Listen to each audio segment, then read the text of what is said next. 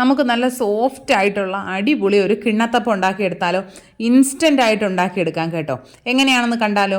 അതിനായിട്ട് നമുക്കൊരു ബൗളിലേക്ക് 1 കപ്പ് പത്തിരിപ്പൊടി എടുക്കുക. 250 ml കപ്പിൽ ഇടിയപ്പം പത്തിരിപ്പൊടി എന്നൊക്കെ പറഞ്ഞ് പാക്കറ്റിൽ വാങ്ങാൻ കിട്ടില്ലേ, അതെടുക്കുക.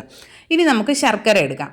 ഒരു 200 ഗ്രാം ശർക്കര, അതായത് ഒരു 1/4 കപ്പ് ശർക്കര എടുത്തിട്ടുണ്ട്. അതിലേക്ക് 1 കപ്പ് വെള്ളവും കൂടി ചേർത്തിട്ട് നന്നായിട്ടൊന്ന് അലിയിച്ചെടുക്കുക.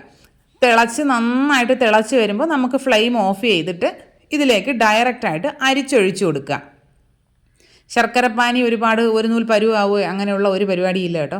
നന്നായിട്ട് ആ ശർക്കര ഒന്ന് അലിഞ്ഞ് കഴിയുമ്പോൾ ഇതിലേക്ക് ആ ചൂടോടുകൂടി തന്നെ ഒഴിച്ചു കൊടുക്കുക. നന്നായിട്ട് മിക്സ് ചെയ്തെടുക്കുക. മാവിൻ്റെ എല്ലാ ഭാഗത്തേക്കും ഈ ശർക്കരപ്പാനി എത്തുന്നത് വരെ നന്നായിട്ട് മിക്സ് ചെയ്തെടുക്കണം കേട്ടോ. ഇതൊരു സാധാരണ ഒരു മധുരമാണ്. നിങ്ങൾ കുറച്ചുകൂടി മധുരപ്രിയരാണെങ്കിൽ 1 കപ്പ് ശർക്കരയൊക്കെ എടുത്തിട്ട് മെൽറ്റ് ചെയ്തെടുക്കാവുന്നതാണേ. ഇതായിപ്പോൾ നമ്മുടെ മാവ് ഇവിടെ നന്നായിട്ട് മിക്സ് ചെയ്തെടുത്തിട്ടുണ്ട്. ഇനി അത് ചൂടാറാനായിട്ട് നമുക്ക് മാറ്റി വയ്ക്കാം. ഇനി നമുക്ക് മിക്സിയുടെ ജാറിലേക്ക് 1 കപ്പ് ചിരകിയ തേങ്ങ ചേർത്ത് കൊടുക്കാം. അതിലേക്ക് ഒരു 1/4 കപ്പ് വെള്ളവും കൂടി ചേർത്തിട്ട് നല്ല തിക്കായിട്ടുള്ളൊരു തേങ്ങാപ്പാൽ തയ്യാറാക്കി എടുക്കുക. ഞാനിപ്പോൾ ഒരു 1/4 കപ്പാണ് തയ്യാറാക്കി എടുക്കുന്നത്. ഇനി നമ്മൾ തയ്യാറാക്കി എടുത്ത 1/4 കപ്പ് തേങ്ങാപ്പാലിനെ വേറൊരു വലിയ ജാറിലേക്ക് ചേർത്ത് കൊടുക്കുക. അതിലേക്ക് നമ്മൾ നേരത്തെ ശർക്കരപ്പാനി ഒഴിച്ച് വെച്ചിരിക്കുന്ന മാവിനെ ഇതിലേക്ക് ചേർത്ത് കൊടുക്കുക. ചെറിയൊരു ചൂടുണ്ട് കേട്ടോ ഇപ്പോഴും. ഇതിലേക്ക് ചേർത്ത് കൊടുത്തതിന് ശേഷം ഇതിലേക്ക് നമുക്കൊരു 3-4 ഏലക്കായുടെ കുരു ചേർത്ത് കൊടുക്കാം. തൊലി കളഞ്ഞിട്ട് കുരു മാത്രമായിട്ട് ചേർത്ത് കൊടുക്കാം. ഇനി ഇതിലേക്കൊരു 3 ടേബിൾ സ്പൂൺ പഞ്ചസാര ചേർക്കുന്നുണ്ട്. ശർക്കരയ്ക്ക് മധുരം കുറവാണ് എന്ന് തോന്നിയത് കൊണ്ടാണ് ഞാൻ 3 ടേബിൾ സ്പൂൺ ചേർക്കുന്നത്. നല്ല മധുരമുള്ള ശർക്കരയാണെങ്കിൽ ഇത്രയും ചേർക്കണമെന്നില്ല, 1 ടേബിൾ സ്പൂണൊക്കെ ചേർത്താൽ മതി. ഇനി ഇതിലേക്ക് ഒരു പിഞ്ച് ഉപ്പും കൂടെ ചേർത്തിട്ട് നന്നായിട്ട് അടിച്ചെടുക്കുക. അടിച്ചെടുത്തതിനെ നമുക്ക് ഒരു ബൗളിലേക്ക് ഒഴിച്ചു കൊടുക്കുക. ബാറ്റർ അല്പം തിക്കാണ് എന്ന് തോന്നിയത് കൊണ്ട് ഞാൻ ഇതിലേക്കൊരു 2 ടേബിൾ സ്പൂൺ തേങ്ങാപ്പാൽ കൂടി ചേർക്കുന്നുണ്ട് കേട്ടോ. നമ്മൾ ഉപയോഗിക്കുന്ന പൊടികൾക്കനുസരിച്ച് ഈ വെള്ളത്തിൻ്റെ അളവൊക്കെ ഒരു വ്യത്യാസം ഉണ്ടാകും. എനിക്ക് കുറച്ചുകൂടി വെള്ളം ചേർക്കണമെന്ന് തോന്നിയത് കൊണ്ടാണ് ഞാനിപ്പോൾ ചേർക്കുന്നത്. ഒരുപാട് തിക്കായി പോകാനും പാടില്ലല്ലോ. അത് കരുതി നിങ്ങൾ ആദ്യമേ ഒരുപാട് വെള്ളം ചേർത്ത് ലൂസാക്കി എടുക്കരുത്.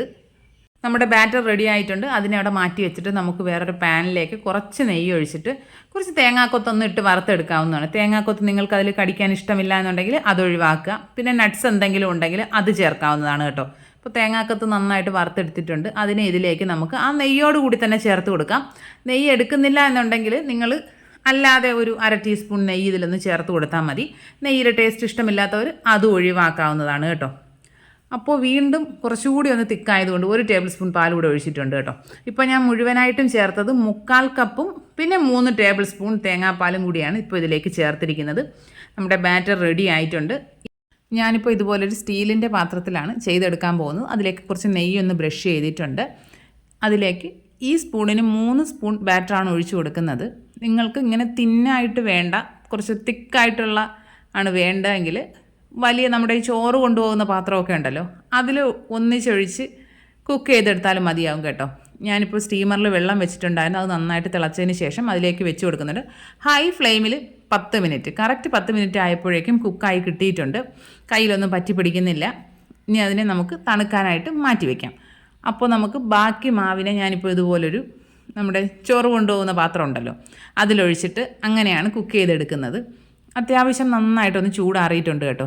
ഇനി നമുക്കൊരു സ്പാച്ചുല കൊണ്ട് അതിൻ്റെ സൈഡെല്ലാം ഒന്ന് വിടുവിച്ചതിന് ശേഷം സ്പാച്ചുല കൊണ്ട് തന്നെ മറ്റൊരു പാത്രത്തിലേക്ക് മാറ്റി വയ്ക്കാം. ഇനി നമുക്ക് കട്ട് ചെയ്ത് കഴിക്കാം. അടിപൊളി ടേസ്റ്റാണ് കേട്ടോ. കുട്ടികൾക്കൊക്കെ നന്നായിട്ട് ഇഷ്ടപ്പെടും. എൻ്റെ കുട്ടികൾക്ക് എന്തായാലും നന്നായിട്ട് ഇഷ്ടപ്പെട്ടിട്ടുണ്ടായിരുന്നു കേട്ടോ. നല്ല സോഫ്റ്റാണ്. വായിലിട്ടാൽ ഇങ്ങനെ അലിഞ്ഞു പോകും കേട്ടോ. എല്ലാ കൂട്ടുകാരും ട്രൈ ചെയ്ത് നോക്കുക. ഫീഡ്ബാക്ക്സ് കമൻറ്റ് ബോക്സിൽ അറിയിക്കുക.